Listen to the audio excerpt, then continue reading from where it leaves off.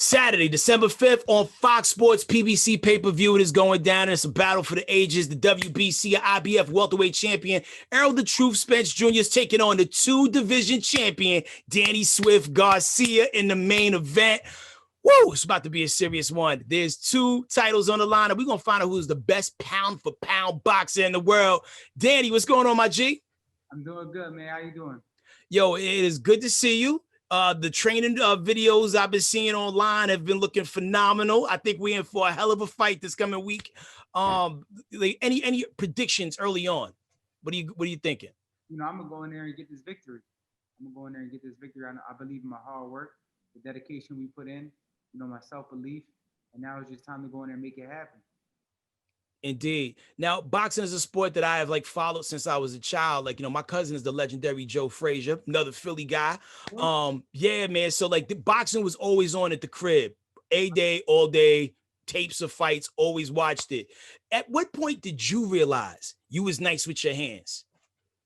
I played every sport, to be honest. When I was younger, I played football, I played baseball, I played basketball.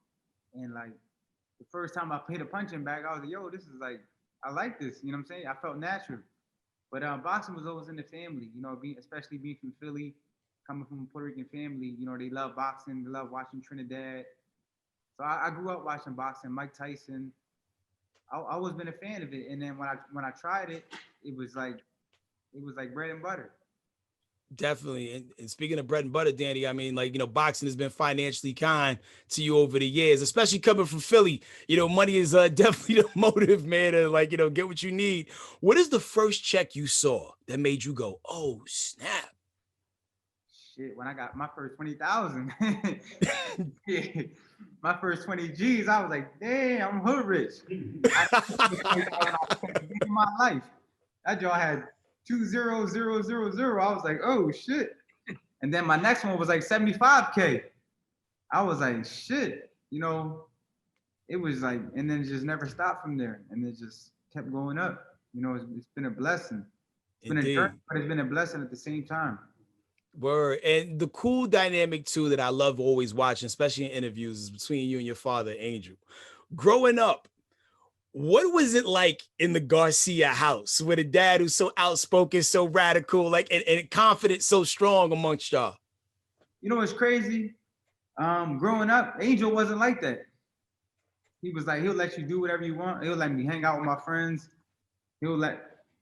It's till, I don't know, when he came home from prison, he came home a different man. He came home strict.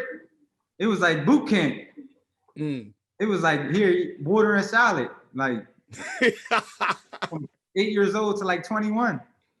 But as a kid, though, he was nice. He was a nice guy. And then I don't know what happened after he came home from college. Yeah, it changes people. That in the military, people's mentality come back different, man. But it's always, ill to watch, man. And, you're getting ready to go into your 10th world championship fight. Do your nerves ease up as time goes by, or is it just as tense in your 9th world championship fight as it is going into your 10th?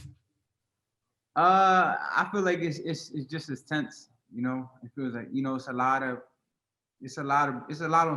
stake, it's a lot of pressure, it's a lot going on. So, but thank God I've been in 9 other ones to know how to turn the switch on and off. Some days it's harder, some days it's easier, but being a young veteran in the game, I know I can control it, but you froze. Oh, okay, gotcha. You froze for just a second, but I think the edit will come out clean. All right, so you've had the opportunity to have belts. Something that anybody that's getting into any championship level, anything, would love to do. What is something that people don't know about having a title belt? Well, number one, you got to pay for it. Sanctioning fee. Really? So the night that they hand you they take that out the purse, or what? You come right out the purse, right out your check. How much does a belt cost? 3% each belt. So every time you fight for the title, you got to pay 3% to whatever sanctioning committee gave you the title belt? I probably paid $1 million in sanctioning fees in my career. Damn. From $500,000 to $1 million, probably. Well, the fact that you get to the point to where you Some fights I paid like 200,000. Well, thank God you won, damn near all those fights. I mean, you had a couple bumps in the road, but it don't matter if you win or lose. Both of y'all got to pay for that. I know that gotta hurt. Like for boxers that take L's religiously, and like lose their title a lot. Like, damn, I lost and you in my pockets for 200K. Yeah, something like that. So it's crazy. Well, remember I was unified champion at 140, so that's why I was paying so much. These are good problems to have, though. yeah. It come with the game. But other than that, that's the only thing that I don't like about having a belt. But other than that, everything is great. Man, because people talk about the music business all the time. It's like, these taxes and fees and cats got to pay for this, that, and the third. I guess no matter what business you in, there's always somebody that got your hand in your pocket for some hidden fees, trying to like move your money around.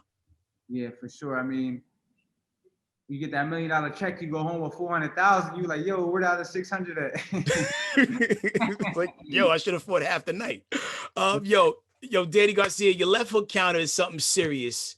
Is there any other things that we could look forward to coming out the toolbox for this fight? The arsenal, complete arsenal. I feel like it's one of them fights where I gotta let everything on the line.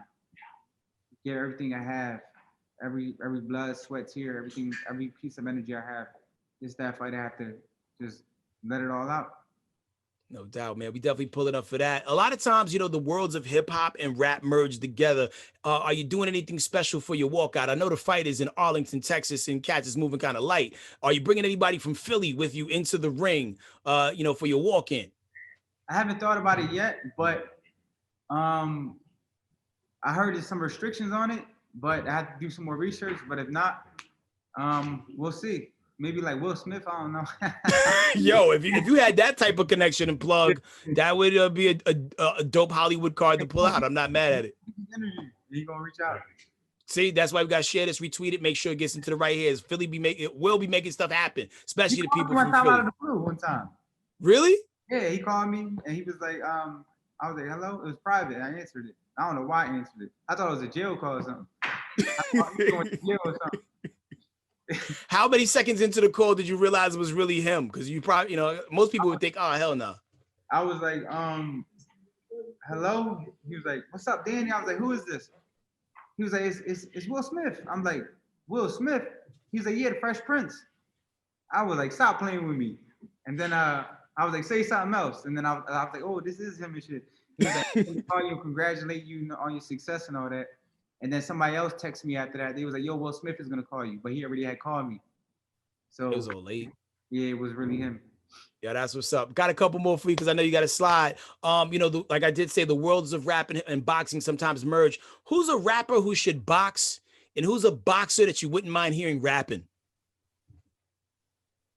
I could rap. Shit. Okay. So let's just say, after you get the belts back, say a couple weeks, because everybody's at home, they're bored, they're still, quarantine and whatnot, before you a rapper should fight you saying what? Well, it's like, who's a rapper who has the physicality that would probably make a great boxer in the ring? And who's a boxer that could rap that you wouldn't mind hearing a record from? I know I can rap, but who's a good, who looks like they got a good frame to be a boxer? I don't know. Rappers be kind of skinny, man. Who comes to mind for me? I always used to want to see like 50 Cent get busy. I heard he was a Golden Gloves dude at one point in time. Yeah. I think, I didn't think about that. He used to box before though, right? He was a Golden Gloves dude. And then one guy that we thought could fight got washed on MTV. You remember Sticky Fingers from Onyx? And he fought like the skateboard dude? No, I didn't see that. It was so tough to be black that week. Cause Sticky Fingers from Onyx was not supposed to catch the fade, and the guy, it was bad. It was bad. So that's that on that. If you did rap, Danny Garcia, what rap name would you go by? Oh yeah, I'm Danny Montana, man. So